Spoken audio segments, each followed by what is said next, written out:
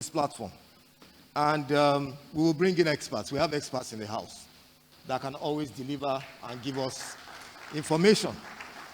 This morning, I'll be introducing a gentleman who is an extremely experienced gentleman.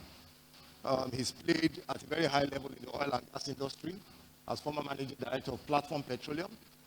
He's a consultant, he's a chartered accountant, he's a farmer. He's been into different businesses. And he's very well positioned to have this discussion this morning. He'll be talking to us very briefly. This morning about avoiding business failure. And this is not anything high up.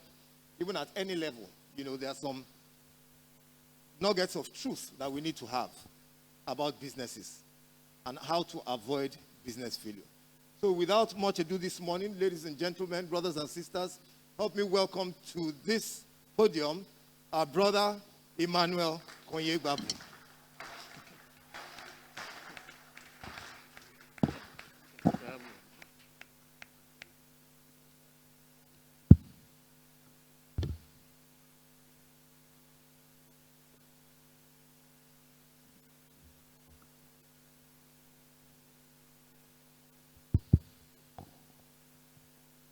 Praise the Lord. Let me first, such opportunities, you don't take it for granted. And when you are called upon to discuss with your colleagues on certain very key issues, you also count yourself lucky.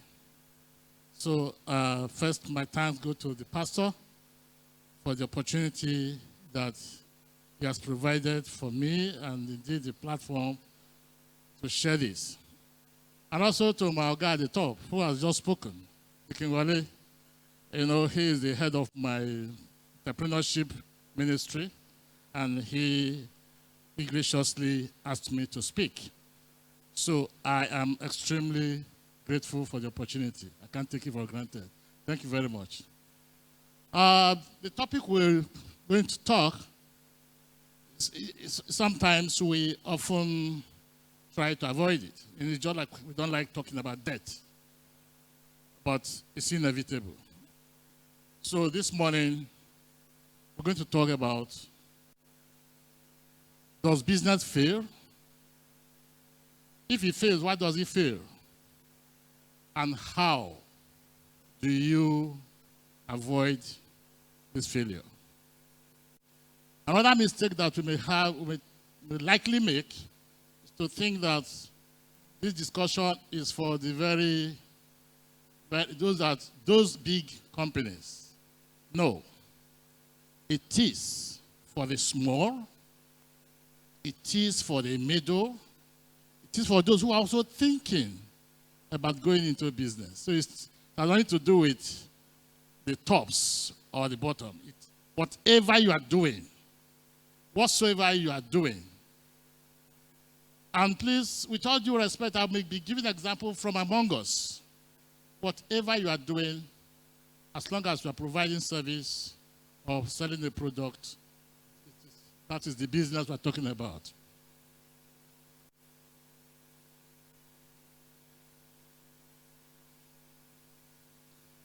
So, we got it yesterday's service, the morning session, the prayer session. When I got home, I said, thank God that what I had in mind aligned with exactly what we're praying for. We're talking about the business environment because we are playing in an environment, no matter what we are doing. Even if you are selling small chops, you are selling groundnuts, you are rendering a service, you are an IT expert, you are operating in an environment. Today, in the contemporary times of today, the pastor captured it yesterday. It is filled with sharks and filled with predators, those who are ready to swallow you. if you don't swim well. Those who are ready to capture you. And this is the environment that we all play today. So, and that environment is characterized by globalization. Today we talk about globalization. So it's no longer about, I'm in Lagos. Talk about technological innovation. Technology has come to play. Forget about our National Assembly that is still trying to be analog. Technology has come to stay. We have customer sophistication. My demand is quite different from the demand of my father. It has changed. Because of so many social and economic variables, it has made my demand to change. Of course, government policies and market regulation, these have impacted on the environment in which you and I play. Demographic changes. Today we talk about a high percentage of youths. That has to do with, that has to affect the consumption pattern of the universe. If you have a higher pool of youths, then you should think of the consumption pattern of that demographic. Then, of course, our changes in taste and preferences. Those days, we will wear labu and stiletto shoes. Today, it's different. Now, even the one that you don't even imagine, the sudden ones that will just come, just like COVID-19, it came. Saw what is happening in Germany, the flood. Even in Belgium, so many businesses, so many houses have collapsed. You saw the protests, the Zuma protests in South Africa. Businesses have been looted, so many. All these are affecting. And in this bloody, competitive environment, some navigate truly, some struggle, and some sink. Why and how? Why did they sink? Why did they struggle? A recent survey in the US was done and shows that within the first 6 years of your commencement of business, the slope comes down because in your first year, a higher percentage survive. In the second year, it dwindles down. Up to the 6th year, you have about, whereas in the second year, 68% survived. But in the 6th year, 37% survived. In other words, between 68 and 37 have all gone away. And anyone can be there. But how can we be proactive to stop there? Then what is the cause? Why? From year 2 to year 6, why has it suddenly sharply dropped from 68% to 37%? There are both external and internal causes. Again, the pastor yesterday in his prayer, he talked about understanding the environment. We have talked about the environment.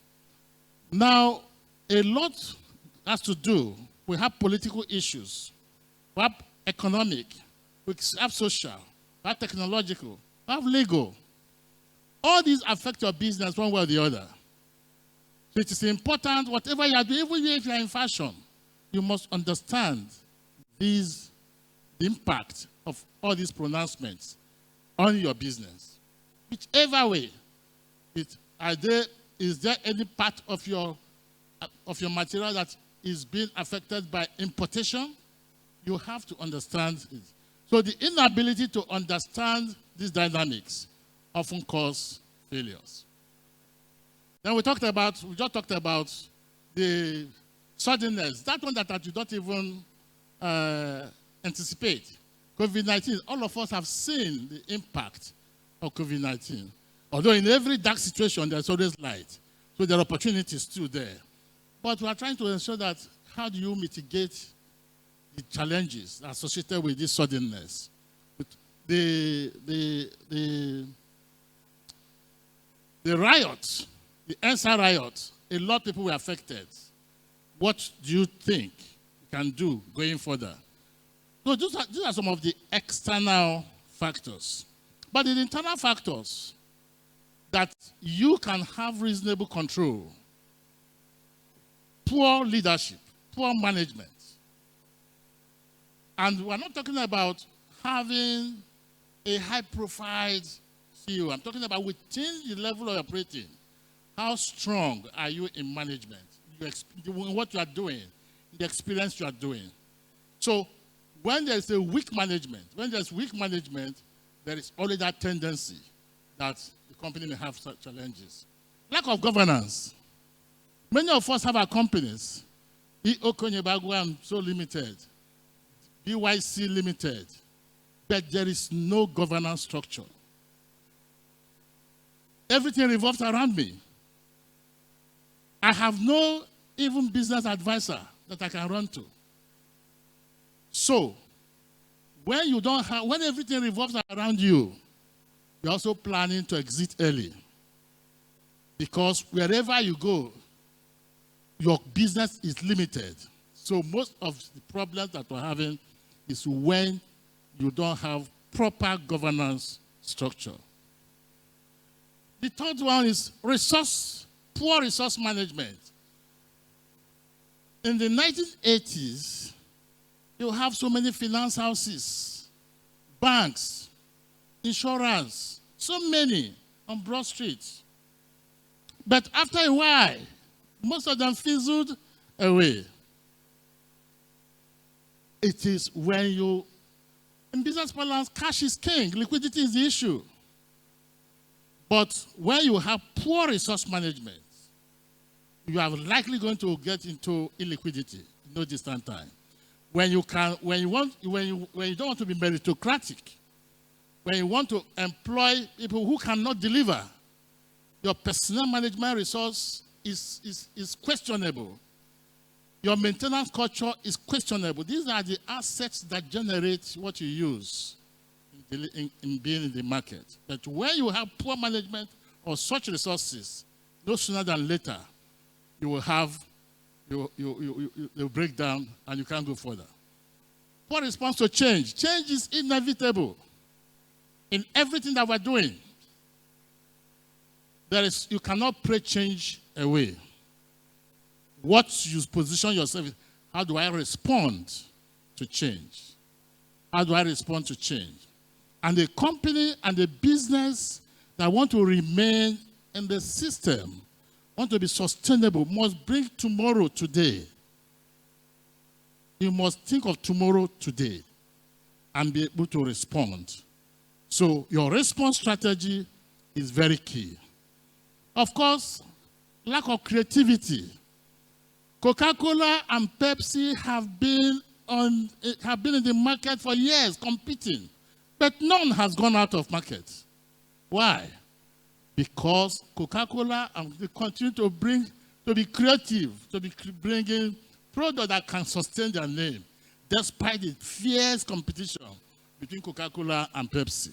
So as a business, even when your major products are being in competition, be creative so that you can serve and complement the services of that your main product. Of course, another problem is how are you managing your marketing mix? Because at the end of the day, you want to get your money. What are you selling? Your marketing mix, essentially your product, the place you sell it, your promotional strategies, and your pricing. No matter what you are selling, I keep saying it, even if you are selling groundnut, what is the quality level of your groundnut that you are selling? You fry the groundnut, half of it is burnt, and you still bottle it. Yeah, somebody will buy it today. But tomorrow they will say, which one is that one? No. And they keep it aside away. So your ability to standardize your quality, no matter what you're serving, is very important. So if you fry your groundnut, you sift it, you remove the one that cannot promote you in the market, and you sell the other ones. Where do you sell it? The place. You determine where your consumers are. How do you promote it? anything can be sold online now. You can package it in such a way that even when they want to do high-class wedding, they can invite you to bring your bottles of granola when you have packaged it properly. So these are some of the ways in which businesses can fail. Now, does business fail suddenly? No. It gives you symptoms. What are the symptoms? When you realize that you are losing your market share gradually, there is no juju from somewhere. Gradually, your customers are giving way. You are losing your market share. It's a symptom that something is wrong in your business.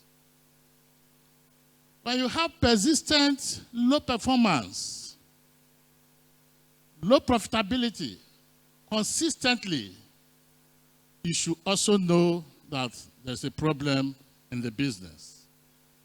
When you have liquidity challenges that you cannot even pay for the dustbin that normal people will come and carry away, or you cannot restock after you have sold, those are symptoms that there are challenges in your business. Of course, when you have sustained inability to meet your operational needs, every day, you've cut off your light, the light has gone off, you can't recharge. The vehicles are down, they have no money to buy fuel. Because of what? Because of your illiquidity, because of the cash challenges that you're having. Those are symptoms. Then gradually your finance manager resigns. As you are contending with that, your HR manager is going. Your key staff are beginning to go. The absenteeism rate begins to increase. Excuses.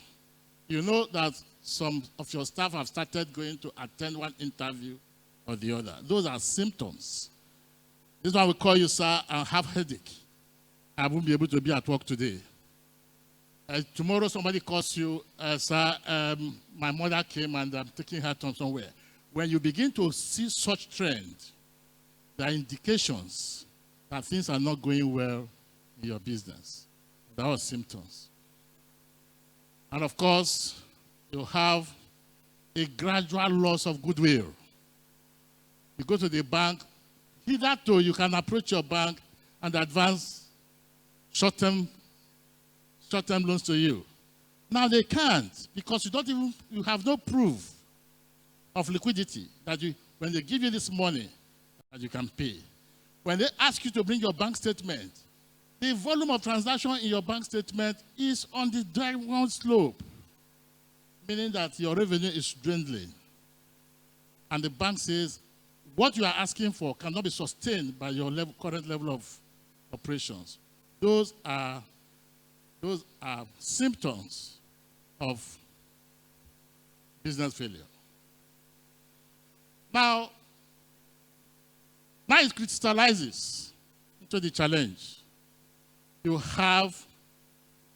can no longer effectively compete in the market. The market has become so bloody that you just can't step in anymore. You can't sustain. You can't keep to the tempo of the market. You are gradually shifting away. Then, like I said, continuous, sustained poor performance. Year 1, year 2, year 3, you are still struggling. And of course, when there is illiquidity, this time around, there is no money. And finally, becoming insolvent. That is the level. Those are the pathways to which you can know that your business is almost on the verge of exit. Now, having given all these narratives, how do we avoid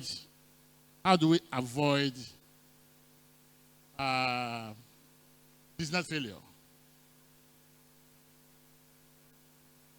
Every good thing starts from leadership. That's my belief. From management. So, as the manager of your business, there are some core values that a business leader must have. There are certain core values. And when I want to deal with you, Pastor talked about marriage based on trust. Business is also based on trust. So there are certain core values. As a businessman, as a head of your team, to deliver good, acceptable corporate culture in your business, those values you must have. You must have. We'll go there. Then you institutionalize corporate governance. The era of I'm the CEO, chairman, vice chairman, and everything in your business revolves around you. I think that era, if you want to play big and be sustained in the market, and let your wealth, the Mary Stern advert said, let your wealth go be after you. One of the key things that as a businessman you must do is to institutionalize some corporate management organs. You have your management team, you have your leadership, if you have that size, you have your board of directors, or some board of advisors, or somebody you can meet that you run to give you advice. You can't run it alone. We have so many businesses in this country that did extremely well. And in our own performance evaluation, at that time when they were existing, nothing can happen to them. Today, there are no more. Today, there are no more. With all due respect to our MKO, he had all. We had all Concord Airline, Concord Press, Concord Farm, everything. I'm just reading as I was going to the church how they're struggling to share the assets. It's no longer there. We heard of the Dutolas. That the Canning Tabbies. So many that we thought nothing could happen to them. I was in a bank with my brother. He was in the merchant banking side. I was in the commercial banking. That bank has already been swallowed up. I don't even know which was the bank that bought it. I was in FinCon department in the bank. And each time you present a report, they said, nothing can happen to us. Today, that is no longer in existence. AfriBank, it used to be one of the big banks. It is no longer in existence. It's gone under. It was bought over. The sharks swallowed them. That is what we're talking about. So, you also efficient resource management. I keep saying cash is king. Your personnel, your management of your assets. As managers, you must make sure your assets are valuable to produce. And of course, how do you respond to change? And how do you manage your marketing mix? As a leader, some core values that you have, you must be focused. Because you're in the environment you are, the business environment we talked about, it's not the gentle environment. It is the environment that is bloody. It's bloody. So if you want to make it blue, you must have your focus. Be a dreamer. Have the courage. Of course, your character is very key. Your integrity. No company is guaranteed of survival if it doesn't have a well-articulated view about companies' opportunities and challenges. And that can only be visioned by the leader.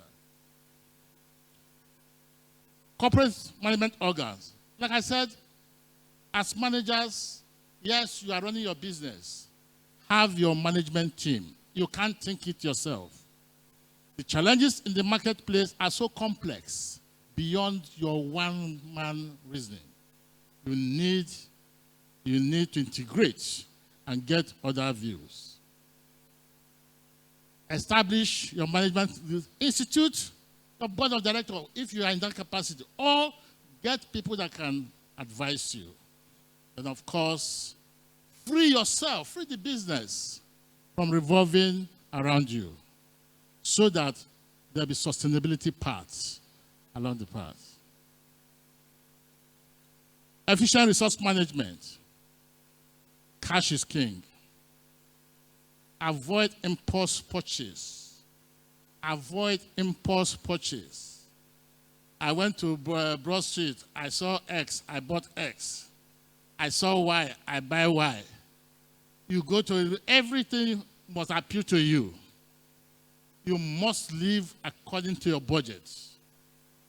As a businessman, you will be veering off your path without a budget. And you must be able to have an efficient performance management system in place. These are things that it has to do with the quality of the leadership to ensure that these things are part of the corporate DNA of the business so that you can at any point in time know how much you are performing. Of course, adequate internal controls. Today, there are hackers all over the place. Internal hackers and external hackers. You must institute adequate internal controls. And of course, customer is the king. No matter how good we are, you want to sell the product, you want to sell the service. How are you managing your customers? So your customer management is very key. Your response to change. Don't ignore change. Be innovative and creative. In today's knowledge economy and technological innovation, a company without creative mind is on his exit route. Let me repeat. In today's knowledge economy and technological innovation, a company that is not creative, that is not imaginative, that is not bringing tomorrow to today, is going very gradually out of the market. Therefore, you must be creative. You must be creative and innovative. Be ethical. You don't need to cut corner to be rich. No. I found that when Seplat was being, as a company, was being formed together. It was Platform and Shiba. And the parties engaged a company from France to come and audit Platform. But as far as concerned, Platform is a very small company. But we were ethically rated high.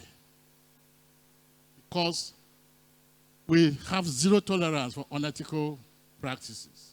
And that is what can endear you to anybody once they are confident, when they are satisfied, when they are happy dealing with you. You can always attract the big fish. Seek for and make use of information. Today is a knowledge economy. You can, even as low as moi moi, you must know whether there are better ways to package it. The era of, yes, can we use the leaf that we used to use? This? Can we bring other ways out? Can you begin to see how you can package it in such a way that big occasions will begin to call you? In fact, instead of getting the very sweet ones, they tell you that bring it as small chops or to join with small chops. You must be creative. And how do you use data gathering? Data information, guard your data, protect your data. For the big ones, protect your data against any attack. For the small ones, seek information and make use of it. And of course, we talk about, Pastor talked yesterday about understanding the times yesterday. When the change is coming, there are ways in which it's impacting the whole. Look at the demographics. This change, is it in favor of which group? And what is the extent of this? Those are things that you sit down with your team to analyze and know the pattern of change, how you are going to respond. you must think critically, and you must innovate. So those are things. Then we talked about what you can't foresee. We talked about the flood, COVID-19. Please insure your company. Insure your critical assets. It's cheaper to pay premium than to lose your assets. It's cheaper to pay premium than to lose your assets. And you wouldn't know the value of the insurance until the risk crystallizes. And you will know that it will be challenging to come back again. And in conclusion, like I said, when Pastor was praying yesterday, it's like as if he read my scripts. In conclusion, don't be complacent. The notion that I have arrived should be discarded. We haven't arrived. We keep going. We keep going. We keep going. The richest man on the world today is not sleeping. He's still looking for resources. So let us avoid being complacent and move away from the slack position that we are and move to the stretch position we are. And at this point, I want to say thank you for the opportunity with you.